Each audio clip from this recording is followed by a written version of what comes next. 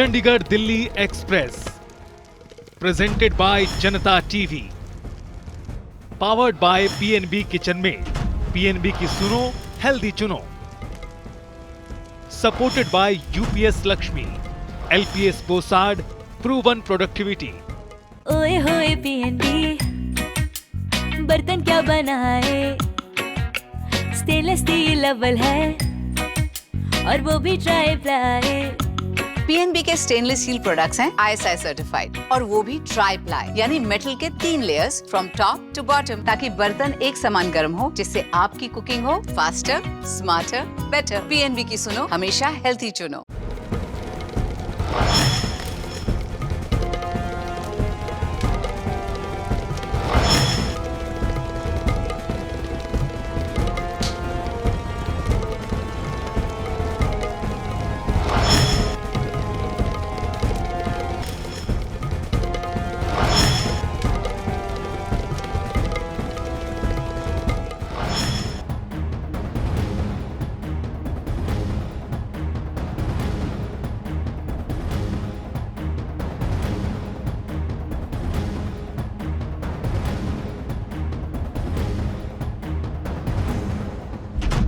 नमस्कार, मैं हूं अंजलि भंडारी और स्वागत है आपका Janta TV presents Chandigarh Delhi express, powered by PNB kitchen made, supported by LPS Bosad. और आज चंडीगढ़ दिल्ली एक्सप्रेस का जो सफर है वो गन्नौर से प्रस्थान कर चुका है और इस गन्नौर के सफर में आज जिनसे हम आपको मिलवाने जा रहे हैं उनका परिचय मैं आपको दे देती हूं, क्योंकि वो नेता होने से पहले गन्नौर की जनता के लिए उनका बेटा है और इसीलिए उनके लिए कहा जाता है कि वो नेता नहीं बेटा है और बेटा बनके ही वो काम करते हैं गन्नौर की जनता और गन्नौर के विकास के लिए। और जब से वो राजनीति में आए हैं तो उन्होंने सबसे पहला अपना जो मकसद है उसे सिर्फ और सिर्फ पहले समाज सेवा ही बनाया और उसके बाद उन्होंने राजनीति में कदम रखा। हालांकि खुद वो एक बेहद सामान्य परिवार से हैं, लेकिन उन्होंने अपनी मेहनत और जज्बे से ये साबित कर दिया कि देखिए, अगर आपको सफल होना है जीवन में तो उसके लिए सिर्फ और सिर्फ मेहनत लगेगी। काम छोटा बड़ा नहीं होता और एक छोटे से काम से उन्होंने जब शुरुआत की उसके बाद आज वो इस मुकाम तक पहुंचे हैं। मैं जिनकी बात यहाँ पर कर रही हूँ वो हैं देवा वेलफेयर सोसाइटी और मन्नत ग्रुप ऑफ होटल्स के चेयरपर्सन देवेंद्र कादयान जी। बहुत बहुत स्वागत है सर आपका। नमस्कार, आपका भी स्वागत है गन्नौर विधानसभा में। बिल्कुल देवेंद्र कादयान जी, क्योंकि अब हम गन्नौर की ओर प्रस्थान कर चुके हैं और जैसा कि मैंने बताया नेता नहीं बेटा बनकर आपने यहाँ पर काम किया और बहुत बखूबी आपकी हमने देखी और लोगों से भी हमने जाना कि किस तरीके से आपने काम किया है। सबसे पहले अब समाज सेवा का जुनून कब से आया आप में? देखिए, यहाँ जहाँ अब आपकी गाड़ी सफर कर रही है गन्नौर विधानसभा क्षेत्र में, यहाँ लगभग 8.5 साल से मैं सक्रिय हूँ और इस समाज सेवा से मैंने एक ये चीज़ अपने बारे में एक मैसेज दिया है गन्नौर में कि मेरी सोच क्या है और एक प्रतिनिधि जो चुन के आता है उसमें क्या चीज़ होनी चाहिए, उसके विचार कैसे होने चाहिए, इसके माध्यम से ये मैंने किया है। तो मेरी एज है 41, उसके हिसाब से शुरुआत में शिक्षा के बाद छोटा मोटा बिजनेस, फिर अब आपको पता है मन्नत ग्रुप के में वो एक लंबा सफ़र है। तो समाज सेवा का तो मेरे दिमाग में बहुत लंबे टाइम से जो मेरी सोच है, बहुत सालों से, लेकिन जब परमात्मा ने सक्षम किए तो फिर हम समाज सेवा में आए। जी, युवाओं के लिए आपके हमेशा से एक बहुत अच्छी सोच यहाँ पर रही है और देवा वेलफेयर सोसाइटी की अगर बात यहाँ पर की जाए तो अलग अलग क्षेत्र में वो बहुत अच्छा यहाँ पर काम कर रही है। किस तरीके से उसका आइडिया है सर आपको? देखिए, आम परिवार से, साधारण परिवार से मैं निकल के आया, सरकारी स्कूल में शिक्षा ली और रोजगार के लिए धक्के खाए, तो उन चीज़ों से चीज़ें सीखी, हम अपने जीवन में देखी भी कहाँ क्या क्या पीड़ा होती है। तो इसलिए मैंने सबसे ज़्यादा जो हमारी संस्था के माध्यम से जो मेरे प्रयास हैं वो सारे शिक्षा को लेके, स्वास्थ्य को लेकर, आम आदमी को लेके, किसान को लेके, युवाओं को लेके और गरीब वर्ग को लेके हमने ये चीज़ें की, क्योंकि वो मैंने खुद में से महसूस किया कि एक प्रतिनिधि के तौर पे, एक समाज सेवक के तौर पे हमें कहाँ काम करने की जरूरत है। जी, और देवा वेलफेयर सोसाइटी के बारे में क्योंकि जितना हमने यहाँ पर सुना है, केदारनाथ में भी जिस तरीके से आपदा आई थी उसमें भी आप लोगों ने बढ़ चढ़कर काम किया, कोरोना के काल में भी आप लोगों ने लोगों की सहायता यहाँ पर की। तो कैसा, कितना चुनौतीपूर्ण ये सफर इस दौरान रहा? और अब तो मैंने देखा है कि जो बच्चे हैं, जो गरीब बच्चे हैं उनकी पढ़ाई लिखाई के लिए भी देवा जो वेलफेयर सोसाइटी है वो यहाँ पर आगे बढ़कर आई है। देखिए, आपने जिक्र किया 2013 डिजास्टर जो वहाँ केदारनाथ में हुआ था, उस टाइम हमने बहुत बड़ी एक संख्या के साथ नौजवानों ने यहाँ से ट्रक भर भर के हम खाद्य सामानों का लेके गए और एक बहुत चुनौती भरा वो सफ़र था। नदियाँ कैसे पार करनी है, एक रास्ते कटे हुए हैं, लेकिन मैं अपनी किस्मत में ऐसा समझता हूँ कि जो दृश्य हमने वहाँ पे देखे, जो पीड़ा वहाँ पे देखी, जो हमने जो चीज़ें महसूस की, वो एक जीवन में एक अलग है। और मैं चाहता हूँ कि जीवन में कभी ऐसा मौका ना आए, इतनी ज़्यादा संख्या में वहाँ पे कैजुअलिटी हुई, सब कुछ हुआ। तो वहाँ से एक आप कह सकते हैं मेरी एक सक्रिय शुरुआत थी और एक भावना वहाँ से जगी थी कि भाई मानवता के तौर पे हमें सेवा करनी चाहिए। हमारे अब ये तो पूरी दुनिया पे आपदा आई थी कोविड को लेके, तो उसमें भी हमने बढ़ चढ़ के काम किया। और यहाँ गन्नौर की जो मैं बात करता हूँ, तो हमें मेरी जो नजर रहती है, जो मेरी सोच है, जहाँ पे हमें करना चाहिए, जहाँ जरूरत है, जहाँ नीडी है, चाहे वो किसी भी वर्ग में आते हैं, तो हम उसी हिसाब से हम काम करते हैं। अच्छा, अभी एम्बुलेंस जो है वो भी आप लोगों ने डोनेट की थी, आपके जो सोसाइटी है उसके द्वारा डोनेट की गई थी। और मेरे को जानकारी यहाँ पर मिली है कि एक सड़क जो है वो नहीं बन पा रही थी, वो आपने बहुत जल्द यहाँ पर बनवा दी, उससे लोगों ने काफी तारीफ की आपकी। देखिए, वो मात्र एक काम है, मैं आपको काम गिनवाऊंगा। अभी हमारी बस शायद उसी रास्ते से जा रही है। अभी दो हमारे चौक आएंगे, एक हमारा देवीलाल चौक है, पहले नमस्ते चौक होता था, उसका पूरा सौंदर्यीकरण हमने कराया। लगभग 30 लाख रुपए का खर्चा आया था, आज से 6-7 साल पहले पूरा वो उसका सौंदर्यीकरण हमने कराया। मंडी में एक और हमारा एक चौक आएगा, उसका सौंदर्यीकरण कराया हमने। एक छोटूराम चौक है, उसका स्टैचू लगा हुआ है। तो जहां जहां हमारी संस्था को लगता है कि भाई वो जो हमारे आर्थिक दायरे में चीजें आती संस्था की है, और आपने सड़क का जिक्र किया, वो बहुत अच्छी है। वो बहुत सालों से वो सड़क नहीं बन पा रही थी, उसमें कुछ टेक्निकल इशू भी थे कि जिसकी वजह से नहीं बन पा रहे थे, लेकिन लोगों को समस्या बहुत भारी थी। कितने बच्चे वहां से गुजरते थे, जो एक बड़ा स्कूल वहां पे है, रहने वाले बहुत सारे लोग हैं। तो पीछे हमने वो काम किया और इतने लोगों ने अप्रिशिएट किया हमारी संस्था को। और उसके बाद बहुत सारे लोग बढ़ चढ़ के हमारी मदद करते हैं कि वास्तव में इस संस्था की जो सोच है, इस इंसान की जो सोच है, वो वाकई में जमीनी सोच है, धरातल पे जो चीज करनी चाहिए। तो हम इस लगे रहते हैं, जो हमें लगता है कि यहाँ करना चाहिए। एक समाज सेवी के तौर पर तो आपका परिचय जो है वो हमने दे दिया, लेकिन एक पॉलिटिशियन के रूप में, क्योंकि राजनीति में हम सबसे पहले जानना चाहेंगे कैसे आना हुआ राजनीति में। देखिए, ये आपका सवाल बहुत अहम है, और जैसे मैंने अपनी सोच बताई है, संस्था के कार्य बताए हैं, या आपने जो सुना है, उन कार्यों से हमारी संस्था की सोच, मेरी स्वयं की सोच पता चलता है कि भी मैं सेवा करना चाहते हैं, एक लार्ज स्केल पे बड़े स्तर पर लोगों को सुविधा देना चाहते हैं, जरूरतमंदों को ऊपर उठाना चाहते हैं, किसान के लिए, युवा के लिए हम काम करना चाहते हैं। तो वो सारी चीजें, वो मेरी इच्छाएं या वो सारे काम एक संस्था के दायरे में नहीं हो सकते। तो उसके लिए हमें सक्रिय राजनीति में एक प्रतिनिधि के तौर पे हमें आगे आना होगा, और वही मैंने बेड़ा उठाया है कि एक बार मुझे मौका मिले और मैं ये फर्क दिखाऊं कि आज तक के प्रतिनिधियों की ये सोच रही है और हम नया क्या लेके आए हैं, युवा है, ऊर्जा है, और नया क्या कर सकते हैं, वो चीज हम लेके आए। एक आधार यहाँ पर रहा। चलिए ठीक है, शुरुआत कांग्रेस से यहाँ पर हुई और उसमें भी आप काफी अहम पदों में वहाँ पर काबिज रहे और काफी नाम आपका यहाँ पर रहा। युवा कांग्रेस प्रभारी तक आपको राज्य में, गुजरात और महामंत्री बिल्कुल आपको बनाया गया था। कैसा सफर रहा था कांग्रेस में, क्योंकि अब तो मैं पूछूंगी बीजेपी में आप हैं, लेकिन कांग्रेस का क्या दिक्कत रही, क्या परेशानी रही जो फिर मोह भंग हो गया फिर आपका? देखिए, मैंने वहाँ भी बहुत मेहनत की, और एक राहुल गांधी के करीबी भी माने जाते थे आप। एक जिले के पदाधिकारी से शुरू होके बिल्कुल चुनाव के माध्यम से मैं 3 बार जिलाध्यक्ष रहा, राष्ट्रीय सचिव रहा, राष्ट्रीय महासचिव रहा। जब मैं 2018 में लोकसभा चुनाव से पहले बीजेपी में शामिल हुआ था, तो मैं गुजरात और राजस्थान का इंचार्ज था। अकेले एक आदमी को इंचार्ज 2 स्टेट का इसलिए मिलता था कि भाई उसमें काबिलियत थी बहुत मेहनत करने का।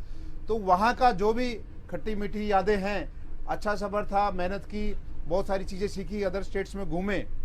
तो कुछ राजनीतिक मजबूरी लगा सकते हैं कि मैंने 2018 में कांग्रेस को छोड़ के यहाँ आया। यहाँ की जो सीट है, उस सीट पे जहाँ से मैं प्रतिनिधि के तौर पे काम करना चाहता हूँ, यहाँ कांग्रेस का एक बड़ा नेता बैठा था, आज भी है। तो मैंने कांग्रेस की लीडरशिप से कहा कि मुझे चुनाव लड़ना है, उसको आप पार्लियामेंट लड़ा दो या मुझे लड़ा दो, या सोनीपत से मुझे राजनीति करनी है, तो उन्होंने वहां से मुझे कोई सॉलिड जवाब नहीं मिला, तो फिर मैंने फैसला लिया कि हम अपना रास्ता चेंज करते हैं। तो इस कारण को आप बड़ा कारण समझ सकते हैं। अच्छा, बीजेपी समझ गई कि आप कांग्रेस के उस बड़े नेता के तोड़ हैं, और यही वजह यहाँ पर रही कि आपकी जो एंट्री हुई बीजेपी में वो काफी धाकड़ रही। लेकिन अभी तो फिलहाल कई एंट्रियां जो हैं वो हो चुकी है। अभी हाल फिलहाल भी यहाँ पर हमने देखा अशोक तंवर साहब की भी एंट्री हुई है। अब लगातार बीजेपी का जो कुंभा है वो बढ़ता जा रहा है। किस तरीके से देखते हैं बीजेपी परिवार को? अब आगे अब चुनावी साल है, तो जाहिर तौर पर अब ऐसी संभावनाएं हैं यहाँ पर। टिकट के जो इच्छुक है वो तो आप भी हैं, चंडीगढ़ तो आप भी जाना चाहते हैं?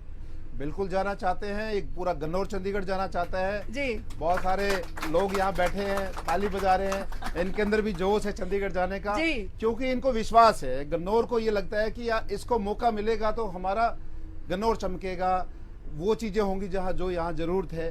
तो जाना सब चाहते हैं। आपने अशोक तंवर जी का जिक्र किया, मेरे तो वो अध्यक्ष रहे हैं, बॉस रहे हैं, राष्ट्रीय अध्यक्ष थे यूथ कांग्रेस में, मैं उस टाइम जिला अध्यक्ष होता था। खुशी है मुझे तो इस बात की भी, हमारी बहुत सारे यूथ कांग्रेस के साथी अब एक हमारे यहाँ एक हमारी एक टीम बन गई है पुराने लोगों की भी। यहाँ इस पार्टी में हम सब लोग इसलिए आए हैं, इसलिए एक उन्माद बढ़ रहा है कि आम परिवार से निकले हुए नौजवान लोग, चाहे प्राइम मिनिस्टर जी की बात हो, चीफ मिनिस्टर जी की बात हो, यूपी के चीफ मिनिस्टर है, यहाँ पर पॉलिटिकल राजनीतिक घरानों का यहाँ ज्यादा नहीं उनको पूछते हैं। यहाँ पर जो लोग जमीन से निकल के आए हैं, जो आम परिवार से निकल के आए, उनको तवज्जो दी जाती है, उनको सम्मान दिया जाता है। एक बड़ा कारण ये हो सकता है हमारा कुनबा बढ़ रहा है। जो लोग पॉलिटिकल फैमिली से नहीं आते तो वो भी हैं, उनकी भी इच्छाएं हैं कि भाई आज भाजपा पूरे देश में जिस तरीके से इतना अच्छा कर रही है, हर जगह चुनाव जीत रही है, तो इसलिए एक कुनबा बढ़ने का ये भी रीजन है कि हमारे जैसे जो नौजवान जिनकी शुरुआत राजनीति से में हुई है, जो लोगों की सेवा करना चाहते हैं, उन लोगों के लिए अच्छा प्लेटफॉर्म मिला है। अच्छा, देवेंद्र कादियान जी को अगर टिकट मिलती है तो गन्नौर में किस तरीके का बदलाव लाना चाहेंगे वो? देखिए, मेरी अलग तरीके की सोच है। जैसे हमारा एक दूसरा प्रोफेशन मन्नत ढाबा और हवेली ग्रुप है, बिल्कुल। आप वहाँ जाके देख तो दूसरे ढाबों से अलग है, बिल्कुल। तो मेरे अंदर एक जुनून है, एक पैशन है कि अपने गन्नौर को मैंने 90 में से कैसे अलग दिखाना है। जी। कैसे जब ये बस जब दिल्ली से चलेगी चंडीगढ़ जाएगी, लोगों को नींद में भी पता लग जाना चाहिए कि गन्नौर आ गया है जी। तो वो मेरे अंदर एक जुनून है, ये दिखाना है कि भाई गन्नौर औरों से अलग कैसे हो सकता है, क्या मेरे दिमाग की नई उपज क्या है, एक प्रतिनिधि के तौर पे, एक एमएलए के तौर पे हम क्या अलग कर सकते हैं, क्या वो चीजें लेके आ सकते हैं जो लोग चाहते हैं, जो लोग ढूंढ रहे हैं, जो लोगों को मिलती नहीं है, जो चीजें चाहिए, वो समझ मुझे है। मैं वहां से निकल के आया हूं जमीन से, मैं नीचे बैठ के देखता हूं कि लोग क्या चीज मांग रहे हैं, क्या चीज उनकी सोच। जी बिल्कुल। अच्छा, विकास की यहाँ पर बात की जाए, आपको आप गन्नौर को आप काफी भली भांति जानते हैं, समझते हैं, यहाँ के लोगों से आपका रोज मिलना जुलना यहाँ पर होता है। आपको क्या लगता है कि विकास की इस रफ्तार में गन्नौर कहीं पिछड़ा या वो विकास नहीं हो पाया? आप समाज सेवी के तौर पर तो काम कर रहे हैं, लेकिन आपको लगता है, मौजूदा बीजेपी की सरकार भी है, तो आपको लगता है कि अभी जो काम चल रहे हैं, जो योजनाएं चल रही हैं, गन्नौर वासियों को उनका फायदा मिल रहा है? देखिए, बहुत सारी अच्छी स्कीम्स हरियाणा गवर्नमेंट की और हमारी केंद्र सरकार की बहुत सारे लोगों तक पहुंची है जी, और मैं समझता हूं मैक्सिमम घरों तक वो चीजें पहुंची, चाहे कोई भी डिफरेंट स्कीम्स है। माफ कीजिएगा, मैं आपको रोक जाऊंगी, यही चौक इसी चौक की मैं बात कर रहा था जो हमने इसको बनाया है। आप ये लाइटिंग देखिए, आपको दिल्ली में ऐसी लाइटें मिलेंगी, ये पेड़ सब लगाए हमने जी। तो थोड़ा फील होना चाहिए कि हम अपने शहर पे अपने लोगों पे, अपने गन्नौर पे गर्व होना चाहिए, हम इसको अच्छा कैसे बना सकते हैं। आपका सवाल चल रहा था ये गन्नौर के विकास को लेकर जो अब तक हुआ या नहीं हुआ। सरकार में बहुत सारी स्कीमें ऐसी थी जो एक गरीब परिवार को लेके, किसान के लिए अलग थी, युवाओं के लिए भी थी, महिलाओं के लिए भी थी, तो बेनिफिट और बहुत ट्रांसपेरेंसी तरीके से पहुंचा है जी। लेकिन बहुत सारी चीजें जो धरातल पे, जो जमीनी चीजें हैं, जैसे आप देख रहे हो हमारी कुछ सड़कें टूटी हुई है, बिल्कुल कई चीजें आपको यहाँ पे और नजर आएंगी, सफाई की बात है, तो बहुत सारी चीजें ऐसी जो और करनी बाकी है जी। वो हर किसी का अलग अलग ये होता है, किसी प्रतिनिधि को कौन सा काम प्रायोरिटी से होता है। जैसे बिजनेस में लगा लो, हर आदमी का अलग दिमाग होता है, अलग एनर्जी होती है, कोई आदमी किस तरीके से काम करता है वो सबकी अलग अलग होती है। तो मैंने जो सोचा है वो डिफरेंट तरीके से सोचा है कि यहाँ इस प्रक्रिया से ऐसे सिस्टम बनाया जाए कि हर काम कोई लोगों को तकलीफ ही ना हो, कोई उनको धक्के ही ना खाने पड़े, कोई उन घर से वो निकले तो अपने प्रतिनिधि का उसको अंदर ये उम्मीद होनी चाहिए कि मैं वहां जाऊंगा वहां काम होगा। ऐसा ना हो कि वो घर बैठे बैठे सोचे यार मैं जाऊं वहां कहीं मेरा काम ही ना हो। बिल्कुल ऐसा बिल्कुल ना हो। ये महत्वपूर्ण आपने बात यहाँ पर कही है। लेकिन एक बात यहाँ पर और, क्योंकि देखिए विकास तो यहाँ पर हो जाता है क्योंकि अब नेता आते हैं, कई वायदे करते हैं और फिर चले जाते हैं और हो सकता है कई कर भी जाते हैं। लेकिन देखिए युवाओं को जब तक रोजगार नहीं मिलेगा वो काफी अहम हो जाता है। युवाओं को रोजगार देने वाला अगर नेता हो जाए तो हर कोई चाहे कि भाई यही नेता हमारे बीच होना चाहिए। युवाओं के रोजगार को लेकर आपने क्या सोचा है? बहुत अच्छा आपका सवाल है, इसके लिए मैं आपको थैंक्स करता हूं। आपने ये सवाल उठाया, कहीं छूट ना जाए ये सवाल। तो एक सबसे बड़ी चीज ये है जो आपने बताया जी, और मैं समझता हूँ ये शिक्षा से भी जुड़ी हुई है। बिल्कुल। अच्छी शिक्षा जहाँ जिस क्षेत्र में होती है वहाँ रोजगार ऑटोमेटिकली मिल जाता है। हमारा जो क्षेत्र, हम दिल्ली एनसीआर में आते हैं, बहुत सारी फैक्ट्रियां कंपनियां हमारे क्षेत्र में आई है। आप जगह जगह देख रहे हो कितना बिजनेस बड़ा है। हाईवे पे भी चाहे फूड की बात है, इंडस्ट्री की बात है, बहुत सारी चीजें बड़ी है। बिल्कुल। लेकिन वो व्यवस्थित नहीं है। किसी कंपनी को एम्प्लॉय चाहिए और किसी को रोजगार चाहिए, उनका मिलान नहीं हो रहा है। मिलान नहीं हो रहा। जो कि एक प्रतिनिधि की जिम्मेवारी है, एक प्रक्रिया बनाए, एक सिस्टम बनाए कि हमारे पास इतने नौजवान हैं, ये काबिलियत है, ये एजुकेशन है और आपको ये चाहिए। वो दूसरे स्टेट्स में ढूंढ रहे हैं, हमारे बच्चे यहाँ इतने अवेलेबल हैं। तो ये हमारे ऊपर बात डिपेंड है कि भाई हम इस समस्या का समाधान कैसे कराएं। वास्तव में बहुत दिक्कत है, सरकार प्रयास कर रही है। सरकार की एक चीज अच्छी ये है कि जितने भी चाहे वो गवर्नमेंट जॉब है, अब हमने जो आउटसोर्सिंग की जितनी नौकरियां थी हमने कौशल एक डिपार्टमेंट बनाया, उसके माध्यम से बिल्कुल फेयर तरीके से सबको मिलती है जी।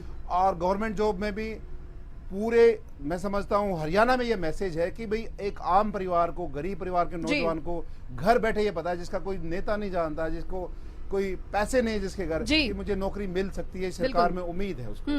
बिल्कुल। तो सबसे बड़ा को कार्य है तो युवाओं के रोजगार को लेके है। बिल्कुल, देवेंद्र कादियान जी ने एक बहुत अच्छी बात यहाँ पर कही है कि देखिए आप रोजगार की बात कर रहे हैं लेकिन उससे भी जरूरी है शिक्षा, और देवा वेलफेयर सोसाइटी शिक्षा के क्षेत्र में तो बहुत अच्छा काम कर ही रही है। बच्चों को, जो गरीब बच्चे हैं उनको एजुकेशन यहाँ पर दे रही है और ये बहुत अच्छी बात है सर। क्योंकि मैं यहाँ पर चाहूंगी कि कोई भी टॉपिक यहाँ पर छूटे ना और एक एक सवाल, क्योंकि देखिए हमारी ये चुनावी जो एक्सप्रेस है वो चल रही है और गन्नौर आज हल्के में है, तो जाहिर तौर पर हम एक एक सवाल जो है वो आपसे पूछना चाहेंगे। और चंडीगढ़ जाने के आपने जो आपकी मन्नत है वो तो आपकी है ही। मैं तो रेडी हूँ, तैयार हूँ, ये सब लोग तैयार है चंडीगढ़ जाने के लिए। जी बिल्कुल। तो अब ये मन्नत आपकी पूरी हो उसके लिए आप यहाँ काम भी कर रहे हैं। लेकिन एक और सवाल मैं यहाँ पर जानना चाहूंगी, हरियाणा की बात करते हैं तो हरियाणा की बात करते करते किसान और फिर खिलाड़ियों की बात करते हैं। खिलाड़ियों से जिक्र मैं करना चाहूंगी, अभी हाल फिलहाल जो पूरा मैटर हुआ और भारतीय कुश्ती संघ के भी आप सीनियर वाइस प्रेसिडेंट बनाए गए थे, तो उस दौरान क्या हुआ था? मैंने सुना बजरंग पुनिया से जब पद्मश्री वापस लौटाने जा रहे थे उससे एक दिन पहले आपकी बात हुई थी, आपने काफी समझाया था उन्हें, क्या हुआ था उस दौरान? अच्छी खासी हम विकास की बात कर रहे थे, युवाओं की कर रहे थे, आपने ऐसा सवाल कर दिया। देखिए बहुत सारी चीजें ऐसी हैं जो बहुत बारीकी से चर्चा करने की जरूरत नहीं है और मुझे उन चीजों की परफेक्ट जानकारी नहीं है। जी जी जी। वो फेडरेशन में मैं खिलाड़ियों के माध्यम से और जो कुश्ती जगत के लोग हैं उनके माध्यम से, उनकी इच्छा थी कि आप अच्छे आदमी हो, आप इसमें कार्य किए। खेलों से मैं जुड़ा रहता हूँ अपने क्षेत्र से, तो उसमें हमने प्रयास किया और सबके सहयोग से मैं वहां चुनाव जीत के आया और एक तरफा चुनाव रहा। ये बहुत कंट्रोवर्शियल मामला रहा है और मैं समझता हूं जो देश के स्टार खिलाड़ी है जिन्होंने देश का नाम पूरी दुनिया में परचम फहराया, ओलंपियन है, वो बहुत दिनों से परेशान चल रहे। बहुत सारी चीजें ऐसी हुई है और इसके पीछे क्या क्या कारण रहे उन चीजों पे मैं क्या सोचता हूँ पे मैं भी नहीं जाना चाहता, लेकिन मैं भविष्य में उम्मीद करता हूँ कि ये चीजें, बहुत सारी जो चीजें खराब हुई हैं वो ठीक होंगी और मेरा ये प्रयास रहेगा कि देश में कुश्ती का भला हो। जो आम परिवार से बच्चा निकल के कैसे उसके माँ बाप उसको पहलवान बनाते हैं और कैसे उसको, उसमें मेरे जैसे आदमी आने से उसकी जिम्मेवारी बनती है कि उसको हम ऊपर उठाएं और प्रतिभा को हम इंटरनेशनल लेवल पे तो लेके गन्नौर की जो खेल प्रतिभाएं हैं वो ये उम्मीद करें कि देवेंद्र कादियान जी उनके लिए बहुत जल्द बहुत कुछ करने वाले हैं। बहुत जल्द भी करने वाला हूँ और मैं करता आया हूँ 8 साल जी, से। जी। वो चाहे किसी भी खेल की बात, पर्टिकुलर रेसलिंग की नहीं, आप कबड्डी बिल्कुल। की बात ले लो, क्रिकेट की ले लो, बहुत सारे। यहाँ पे पूरे गन्नौर में एक मैसेज तो क्लियर है, जी जो भी टॉपर बच्चे हैं चाहे वो एजुकेशन में हैं, जो वो हमारे से संपर्क करें, भाई जी। हमें फाइनेंशियली प्रॉब्लम आ रही है, स्पोर्ट्स पर्सन है, बहुत सारे बच्चे जो हमने अडॉप्ट किया है, जिनका हम फ्लाइट का खर्चा, जिनका हम हॉस्टल का खर्चा हम देते हैं। तो प्रतिभाएं चाहे किसी भी फील्ड में हो, जी। वो मेरे से जुड़ी हुई है और उनको आगे बढ़ाने का मैं काम कर रहा हूँ, हमारी संस्था काम कर रही है। जी बिल्कुल, बहुत अच्छी बात है। यहाँ पर समाज सेवा और साथ ही राजनीति की जगत में आप जिस तरीके से, जिस तेजी के साथ काम कर रहे हैं वो काफी काबिले तारीफ है। लेकिन सर एक सवाल मैं यहाँ पर पूछना चाहूंगी, जैसे कि हमने शुरुआत में भी कहा था, एक छोटा सा सफर जो शुरू हुआ था, काफी संघर्ष के बाद आप यहाँ तक पहुंचे, लेकिन किस तरीके से ये सफर यहाँ पर रहा? मुश्किलों भरा भी रहा, क्योंकि मैंने सुना था कहीं कि आपने बताया था कि हमारे पास उतने पैसे भी नहीं थे कि हम अपनी एक जो दुकान है वो यहाँ पर खरीद पाए, लेकिन आज इतना बड़े एक मन्नत ग्रुप ऑफ होटल्स के चेयरपर्सन है, राजनीति में अच्छा आपका नाम है। कैसा ये सफर रहा? मैं चाहती हूँ कि आपको देखकर वो प्रदेश के तमाम जो युवा हैं, गन्नौर के युवा हैं, वो सीख ले सकें कि देखिए देवेंद्र कादियान जी के लिए अगर कोई काम छोटा नहीं है, आज वो इस पदवी पे है, तो हम भी उनकी तरह बन सकते हैं। देखिए, वैसे तो हर इंसान जीवन में मेहनत करता है, परीक्षाएं आती हैं और वो उनसे लड़ता है, आगे बढ़ता है, सब मेहनत करते हैं।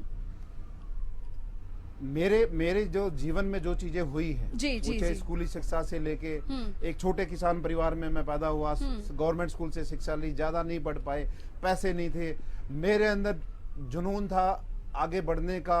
उस टाइम पैसे नहीं होते तो पैसे का ही जुनून था कि हम गरीब क्यों, हम गरीब क्यों हैं। तो इस बारे में छोटी सी दुकान कर ली। एजुकेशन टाइम पे भी जब मौका मिलता था, कभी होली दिवाली पे स्टॉल लगा के हम पटाखे बेच लेते थे और ये सारी चीजें बेच। तो बहुत संघर्ष भरा, बहुत लंबी कहानी है जी। गांव से शहर तक कैसे आए, कैसे हमने नीचे बैठ के सब्जी बेची, कैसे आगे बढ़े, छोटी दुकान की, बड़ी दुकान की, ट्रक का ढाबा किया, पहला मन्नत किया, इतने सारे मन्नत किए। तो एक लंबी स्ट्रगल की कहानी है। लेकिन जी। मैं ये मानता हूं, जिस आदमी में पैशन होता है, जुनून होता है, जिसमें लगन होती है, जो नेक नीति से, ईमानदारी से, परमात्मा से डर के चलता है, वो आगे बढ़ता है। हर आदमी बढ़ता है, ना केवल देवेंद्र कादियान, हर आदमी बढ़ सकता है। उसमें बस उसके इरादे मजबूत होने चाहिए, उसके अंदर एक पागलपन होना चाहिए आगे बढ़ने का। बस बिल्कुल, आगे बढ़ने का पागलपन होना चाहिए। जो जुनून है देवेंद्र कादियान जी ने जिसका जिक्र यहाँ पर किया है, वो मैं समझती हूँ कि काफी ज्यादा मायने रखता है हर इंसान के लिए, जीवन में आगे बढ़ने के लिए। लेकिन अब देवेंद्र कादियान जी, अभी हम देखिए गन्नौर से निकल रहे हैं, काफी ज्यादा ऐसी चीजें हो सकती हैं जो शायद लोग आपसे बोलते हों कि हमें ये चाहिए या ये चीजें होनी चाहिए। आपको नहीं लगता कि गन्नौर जो है अन्य अगर हल्कों की बात यहाँ पर की जाए, उसके मुताबिक कुछ हद तक विकास से थोड़ा सा पीछे रहा है अब तक, या यूं कहें कि एक भेदभाव रहा है गन्नौर की जनता के साथ? देखिए, ये जो आपका सवाल है, वैसे तो हम स्टार्टिंग में चर्चा कर चुके हैं कि बहुत सारी चीजें हैं जो अभी रहती है। अब वो बहुत सारी चीजें मैं भी नहीं खोलना चाहता कि मैं किस तरीके से विकास करना चाहता हूँ, मेरी कॉपी कर लेंगे फिर लोग। मुझे करना है बस, वो आगे आपका प्लान है, वो आगे आपका प्लान है, बहुत सारी वो मुझे करना ही करना है जी। और बहुत सारी संस्थाएं हमारे से जुड़ी हुई है, वो संस्थाएं मेरे लिए मदद भी करती है। और जब सरकार की हमारे ऊपर, जब सरकार का हाथ होगा, जब हम प्रतिनिधि के तौर पे हम होंगे, बहुत सारी स्कीमों को मैं समझता रहता हूँ, बहुत सारे प्रतिनिधियों का काम देखता रहता हूँ, अलग अलग हलकों का। मेरे अंदर एक शौक है देखने का, वो किस तरीके से काम कर, अदर स्टेट्स का देखता रहता हूँ जी। जाता हूँ तो मैं देखता रहता हूँ, यार इस स्टेट्स में ये सबकी चीजें चुराता रहता हूँ कि मेरे को गन्नौर में ये करना है, मुझे अपने गन्नौर के लिए सब करना है जी। तो बहुत सारी चीजें हैं, किसने नहीं किया, क्यों नहीं किया, उसने अच्छा क्यों नहीं किया, वहां अच्छा हो रहा है, यहाँ नहीं हो रहा। तो बहुत सारी चीजें हैं। मैं अपने बारे में बता सकता हूँ कि जब मुझे मौका मिलेगा तो मैं क्या करने वाला हूँ और क्या कर सकता हूँ। बिल्कुल, हालांकि गन्नौर के विकास के लिए आपने भी बहुत हद तक यहाँ पर काम किया है, लेकिन किस तरीके से सामंजस्य बैठा पाते हैं? क्योंकि आप एक बेटा की तरह काम करते हैं, पॉलिटिक्स में भी आप रहते हैं, बाकायदा पार्टी मीटिंग्स में आपको जाना होता होगा, आप एक मन्नत पूरी चेन जो है वो आप होटल्स की वो संभालते हैं, परिवार को भी समय देना होता है, वो कैसे आप पूरा सामंजस्य बैठा पाते हैं इस बिजी शेड्यूल में? देखिए, बिल्कुल सही आपने पूछा। ये जैसा हम दो भाई हैं जी, दोनों भाई मिलके जब हमें लगता है कि आज हमारे गन्नौर में प्रोग्राम ज्यादा है, आज हमें यहाँ ज्यादा हाजिरी देनी होती जी। है, तो दोनों मिलकर गन्नौर आ जाते हैं। जब गन्नौर में काम कम रहता है तब ढाबे पे बैठ जाते हैं और जब संस्था के लिए टाइम निकालना जी। होता तो मैनेज करते हैं। एक बहुत अच्छी टीम है हमारे पास, जी, करिए जी, हैं जी। बहुत सारे लोग मेरी को मदद करते हैं, हमें एक एनर्जी देते हैं, हौसला जी। बढ़ाते रहते हैं कि आपने बहुत अच्छा किया। आपने पता नहीं आपका कैमरा वहां तक गया कि नहीं गया, 10 एम्बुलेंस गाड़ी आपको मैं यदि एक हमने एक व्हाट्सएप ग्रुप बनाया है, जी। जैसे सरकारी जैसे नंबर होता है 112 नंबर होता है हेल्पलाइन नंबर, ऐसे ही हमने एक हेल्पलाइन नंबर दिया है। ठीक है 25 केस की डेली एवरेज रहती है जी।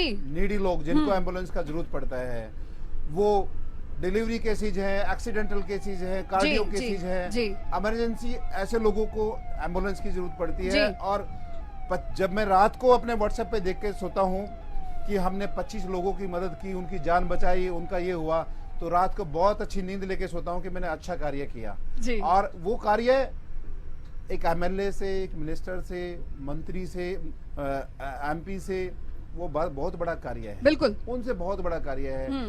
तो ये जो संस्था कार्य करती है, आपने बहुत सारी जगह देखी होगी। जी। हमने शिक्षा पे बहुत जोर दिया, हमने स्वास्थ्य पे जोर दिया, हमने गरीब लोगों पे जोर दिया, जी। शहर के सौंदर्यीकरण में जोर दिया। आप माफी चाहूंगा, आप जगह जगह जाके देखोगे जी। बुजुर्गों के लिए बैठने की जगह है, ठीक। हर गांव में बस क्यू शेल्टर बनाया है हमने, ई रिक्शा लगाई हुई है जो बुजुर्ग जिनके लिए आने जाने में जीटी रोड से लेके रेलवे स्टेशन, जी। निडी लोग रहते हैं, बहुत सारे लोगों की पेइंग कैपेसिटी शिक्षा की बात हम कर रहे हैं, स्कूल के सामने से गुजर रहे हैं हम। जी, ये गवर्नमेंट स्कूल है हमारे जी। गन्नौर का। जी बिल्कुल, स्वच्छता के मामले में भी काफी अच्छा जी, दिख रहा है। हमने देवा एकेडमी बनाई है, जी। उसमें 400 से ज्यादा बच्चे हैं जी। और उसमें गवर्नमेंट जॉब की हम ये देते हैं, जी। ट्रेनिंग देते हैं, बच्चों को सिखाते जी। हैं। तो बहुत सारे बच्चों को उस एकेडमी के माध्यम से आप जाओगे तो पूरी लंबी लिस्ट मिलेगी, इतने सरकारी नौकरी पाए हैं। जी। मेरे को लगता है 300 से ज्यादा बच्चे उस एकेडमी में सरकारी जी। नौकरी पा चुके हैं। जी बिल्कुल, बहुत अच्छी बात है। शिक्षा के क्षेत्र में आप काम कर रहे हैं। एक आखिरी सवाल मैं आपसे जानना चाहूंगी, क्योंकि सामाजिक कार्य से आप लगातार जुड़े रहते हैं और एक नेता से पहले आप ये कहते हैं कि एक बेटा बनकर मैं काम यहाँ पर करना चाह रहा हूँ। देवा वेलफेयर सोसाइटी को आप आगे किस तरीके से बढ़ता देखना चाह रहे हैं, क्योंकि जाहिर तौर पर समाज सेवा आपकी पहली प्रायोरिटी है, वो अब किस तरीके से आप देखना चाह रहे हैं इसे कि आगे वो और एक्सपेंड हो? देखिए, हर साल हम उसके अंदर कोई ना कोई नया काम हम ऐड करते हैं। जी। जैसे हमारा आर्थिक दायरा बढ़ता है, यहाँ के बहुत सारे ऐसे लोग हैं, बाहर के भी हैं। अब जैसे सोशल मीडिया का जमाना है, जो हमारे कार्य देखते हैं वो खुद ही आते हैं हमारी को मदद करने के लिए। हम स्वयं भी करते हैं, मैं अपने व्यापार से पैसे कमाता हूँ, उसके अंदर डालता हूँ, एक बड़ा पार्ट मेरा भी रहता है। जी। बहुत सारे अच्छे लोग हैं हमारे शहर में, वो भी मदद करते हैं, छोटी संस्थाएं वो भी मदद करते हैं, पूछते रहते हैं मेरे से कि अब नया कार्य क्या है। तो हम ढूंढते रहते हैं कि भाई आम जन तक, गरीब आदमी तक, जो नीडी लोग हैं, स्टूडेंट है, उनको क्या हम दे सकते हैं नया। तो वो चीजें हमें ढूंढते रहते हैं, हर साल नया कुछ ना कुछ करते हैं। जी। और मजबूत होंगे आगे। पहले साल हमने जब संस्था की शुरुआत की, वहाँ कहाँ थे, आज कहाँ हैं, तो इस बात का मुझे गर्व फील होता है कि जिस सोच को लेकर आगे बढ़े थे, वो सोच हमारी रेगुलर चल रही है और अच्छा कर रहे हैं। लोग हमारे काम की सराहना करते हैं और वो धरातल पर वो सुविधाएं पहुंचती हैं लोगों तक। और एक आखिरी सवाल और मैं यहाँ पर जानना चाहूंगी, क्योंकि अब समाज सेवा और साथ ही पॉलिटिक्स को भी हम बराबर लेकर चल रहे हैं। अब बीजेपी में आप हैं, किसे आप अपना आइडल मान के चल रहे हैं पार्टी में? देखिए, मेरा आइडल, मैंने जैसे आपको बताया कि ये आम लोगों की पार्टी है। जी। हमारे आदरणीय मुख्यमंत्री जी मनोहर लाल जी, वो मेरे आइडल हैं। जी। क्योंकि एक ऐसा इंसान जो मैंने आम जीवन में भी नहीं देखा और मुख्यमंत्री को के तौर पे देखने को मिला, जिसको केवल फिक्र हरियाणा की है। जी। ना उनको स्वयं की फिक्र है, ना परिवार की फिक्र है, ना रिश्तेदार की फिक्र है, वो केवल हरियाणा की बात करते हैं। जब मर्जी जी रात को उनसे बात कर लो, कुछ भी कार्य उनको, वो पर्टिकुलर हरियाणा के मैप को यहाँ बिठा के सोचते रहते हैं कि इस वर्ग का भला कैसे हो जाए, यहाँ कैसे हो जाए, एक ही प्रयास रहता है। तो ऐसा आदमी जिसने अपना जीवन सिर्फ एक उस चीज पे समर्पित कर दिया, परिवार की बात करते हैं, बात ही नहीं करते, कहते वो सब ठीक है। वो पूरा हरियाणा आप उनके परिवार से मिलोगे, उनके घर जाओगे तो आप हैरान हो जाओगे। मुख्यमंत्री का परिवार इतना सादा सिंपल, वो जहाँ थे आज भी वही है, कोई वास्ता नहीं है। उनका परिवार सिर्फ हरियाणा परिवार है और वो हरियाणा की सेवा के लिए दिन रात, कई बार तो मैं फोन पे, व्हाट्सएप पे देखता हूँ, रात को 2 बजे तक काम करते जी। रहते हैं, 1:30 बजे तक काम करते रहते हैं, बिल्कुल। स्वास्थ्य का ध्यान नहीं रखते जी। हैं, वो पूरे हरियाणा के लिए सोचते हैं। चलिए, पूरे हरियाणा के लिए मुख्यमंत्री मनोहर लाल जी सोचते हैं और गन्नौर के लिए यहाँ पर सोचते हैं देवेंद्र कादयान जी। बहुत बहुत शुक्रिया देवेंद्र कादयान जी आपका हमें समय देने के लिए और गन्नौर की जनता के विकास को लेकर आपकी जो सोच है वो आप पूरी करें, ये उम्मीद गन्नौर की जनता की भी आपसे रहेगी। आपका भी बहुत धन्यवाद, आपने हमारे विचार चैनल के माध्यम से रखे, हमारे गन्नौर में आप आए लोग, हमारे गन्नौर की बातें अब आपके चैनल पे शेयर होंगी, मेरे लिए भी बहुत अच्छा किया। आप सबका बहुत बहुत धन्यवाद। बहुत बहुत शुक्रिया, बहुत बहुत शुक्रिया। हमारे साथ देवेंद्र कादयान जी चेयरपर्सन हमारे साथ मौजूद रहे, मन्नत ग्रुप ऑफ होटल्स और देवा वेलफेयर सोसाइटी के चेयरपर्सन है। और जाहिर तौर पर देखिए, ये प्यार है कार्यकर्ताओं का जो कि उमड़ रहा है यहाँ पर। और देखिए, जैसा कि हमने आपको शुरुआत में ही कहा था कि चंडीगढ़ दिल्ली तक का सफर आपका तभी पूरा होगा जब आपके क्षेत्र की जो जनता है, जो मतदाता है, वो उस पर मोहर लगाएगी और मोहर तब लगाएगी जब वो आपको मन से यहाँ पर चाहेगी।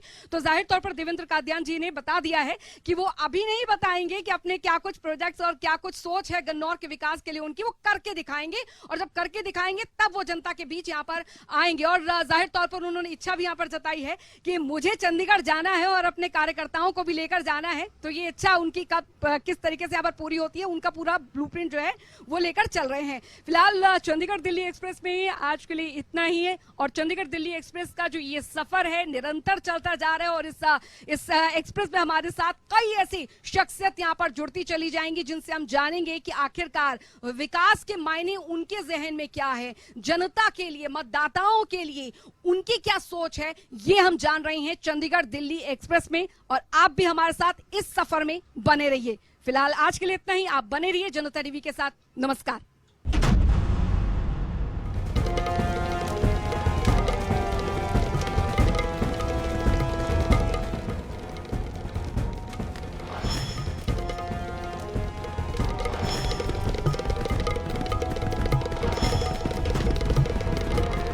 Chandigarh Delhi express presented by Janta TV, powered by PNB kitchen mate, PNB की सुनो हेल्दी चुनो, supported by UPS Lakshmi, LPS Bosad, proven productivity. ओए होए पीएनबी, बर्तन क्या बनाए, स्टेनलेस स्टील अव्वल है और वो भी ट्राई प्लाई। पीएनबी के स्टेनलेस स्टील प्रोडक्ट्स हैं ISI सर्टिफाइड और वो भी ट्राई प्लाई, यानी मेटल के 3 layers from top to bottom, ताकि बर्तन एक समान गर्म हो, जिससे आपकी कुकिंग हो फास्टर, स्मार्टर, बेटर। पीएनबी की सुनो, हमेशा हेल्थी चुनो।